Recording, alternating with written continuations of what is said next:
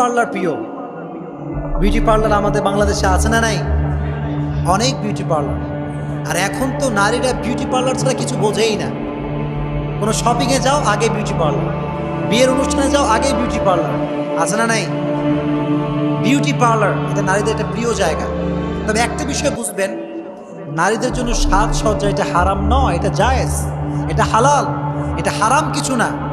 তবে বুঝতে হবে, পয়েন্টগুলো বুঝতে হবে।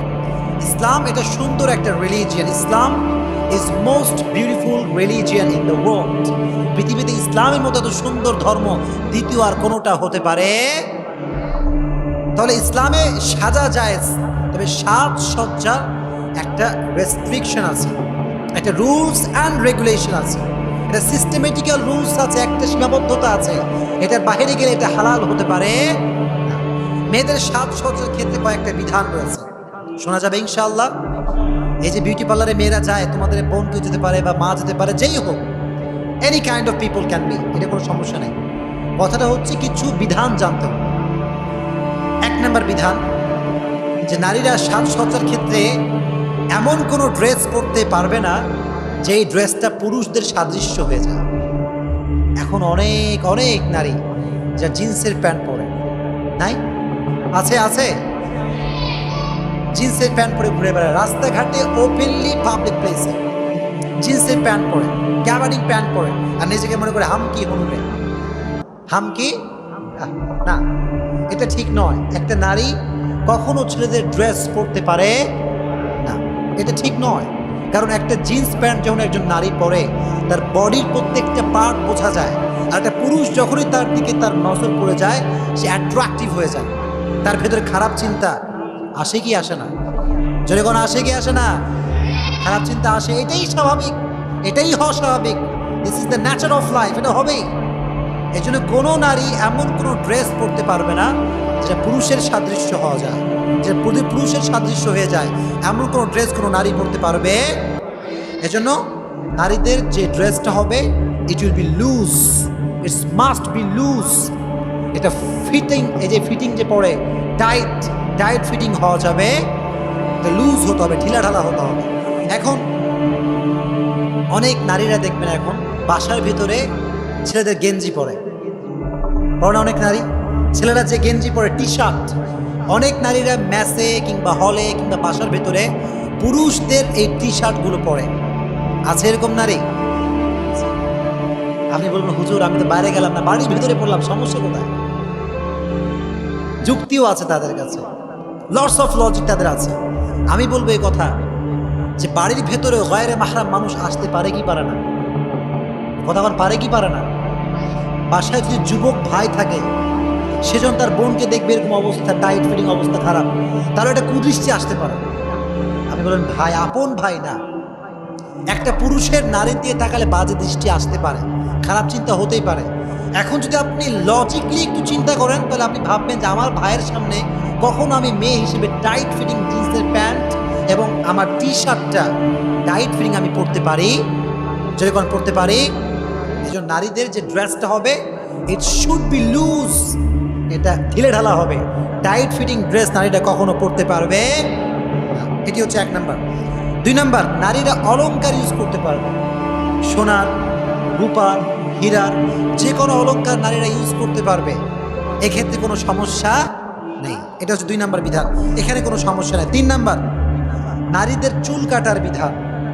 অনেক নারী দেখবেন বিউটি পার্লারে গিয়ে চুল কাটে, আছে আছে আছে, বিউটি পার্লারে গিয়ে কি সুন্দর চুল সাইজ করে আসে, বক কাটিং দিয়ে আসে। আসলে নারীদের জন্য কোনো প্রয়োজন ছাড়া চুল কাটা জায়েজ, চুল কাটা জায়েজ। নারীদের চুল কাটা আসলে ঠিক নয়। তবে কোনো ক্ষেত্রে যদি প্রবলেম হয় এবং এমন একটা অবস্থা যে খুব বেড়ে গেছে, সেক্ষেত্রে আগা হালকা ছাড়তে পারবে। কিন্তু নারীদের চুল কাটা অহেতুক শুধু স্টাইল করার জন্য, এটা কখনো ইসলামে জায়েজ হতে পারে। তিন নাম্বার। চার নাম্বার, নারীরা দেখবেন এখন অনেক সময় বিউটি পার্লারে গিয়ে মুখের অবাঞ্ছিত লোমগুলো এরা শেপ করে। এরকম নারী আছে? আছে না নাই বলেন? আছে। এখন কথা হচ্ছে নারীদের অবাঞ্ছিত লোম কাটা যাবে কি যাবে না? সেক্ষেত্রে বিধান হচ্ছে, নারীদের শরীরে যদি অবাঞ্ছিত লোম হয়, যেমন নারীদের অনেক সময় মোচ উঠে, অনেক নারী এরকম আছে, প্রবলেমের কারণে এরকম হয়।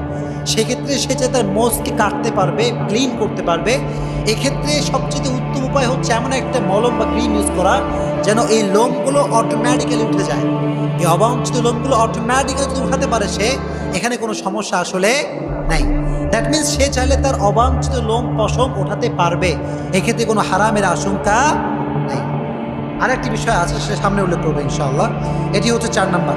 5 নাম্বার, অনেক নারীরা হাতের নখ অনেক লম্বা রাখে। এরকম নারী নাই? কথা কন না কেন, আপনারা আছে না নাই? বিশাল বড় নখ, এই এক একটা নখ এই যে বিশাল বড় লম্বা।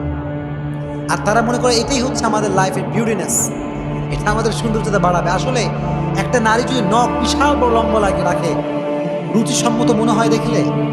রুচিসম্মত দেখলে মনে হয়? আসলে এই যে নখটা আপনি রাখেন, সায়েন্স বলছে কারো নখ যদি বড় হয় তার রোগ হওয়ার আশঙ্কা অনেক বেশি। কারণ নখ যত বেশি বড়, ময়লাও তত বেশি, ময়লাও তত। তো আপনি যখন ভাত খাবেন, এই ভাতের এই যে আঙ্গুলের ময়লা, নখের যে ময়লা, এটা ভাতে যাবে কি যাবে না? যখন যাবে কি যাবে না? আর যখন ভাত আপনি খাবেন, ওই ময়লার সঙ্গে আপনি ভাত খাবেন, আর এই ভাত পেটে গেলে রোগ হওয়ার আশঙ্কা আছে না নাই? যে কোরআনও বলে, সুন্নাও বলে যে নখ বড় রাখা যাবে না। ইভেন সায়েন্সে কথা বলে নখ বড় রাখলে শারীরিক ক্ষতি হতে পারে। এই জন্য নারীদের নখ এটা অহেতুক কারণে বা যে কোনো কারণেই হোক, এই নখটা বিশাল বড় রাখা যাবে। এটি 5 নাম্বার।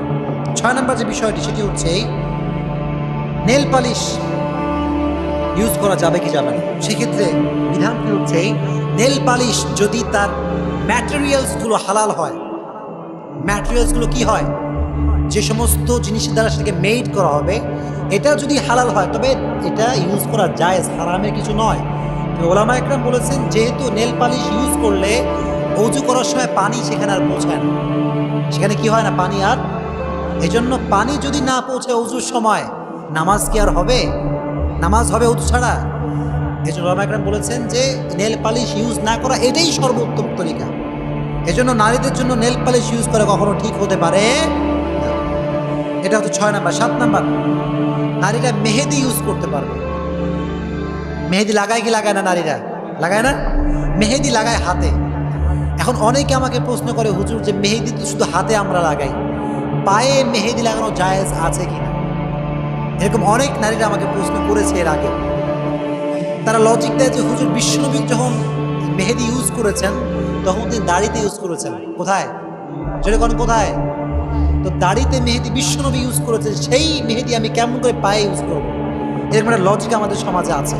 আচ্ছা আমাকে কন, বিশ্বনবী যে তেল ইউজ করেছে, এই তেল কি শুধু বিশ্বনবী দাড়িতে ইউজ করেছে, পায়ে ইউজ করে নাই?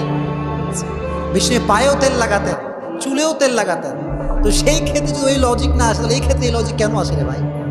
দ্যাট মিনস কোনো মেয়ে যদি চায়, সে চাইলে পায়ে মেহেদি দিতে পারবে, কোনো সমস্যা সেখানে নাই।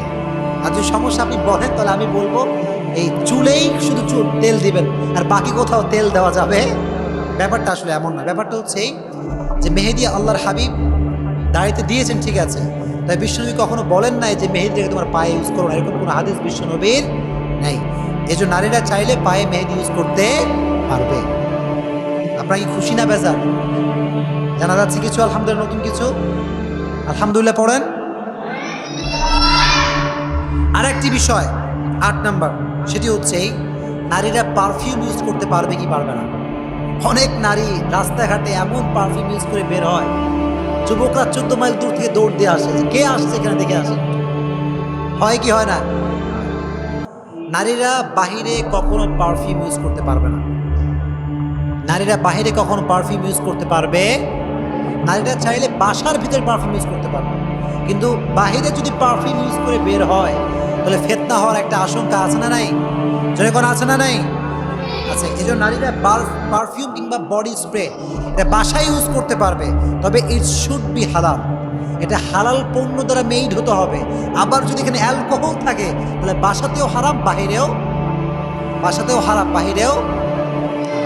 এটা হচ্ছে 8 নাম্বার। 9 নাম্বার, নারীরা অনেক সময় বিউটি পার্লারে গিয়ে দেখবেন ব্রু প্লাগ করে করে করে অনেকের মা করে, অনেকের বোন করে।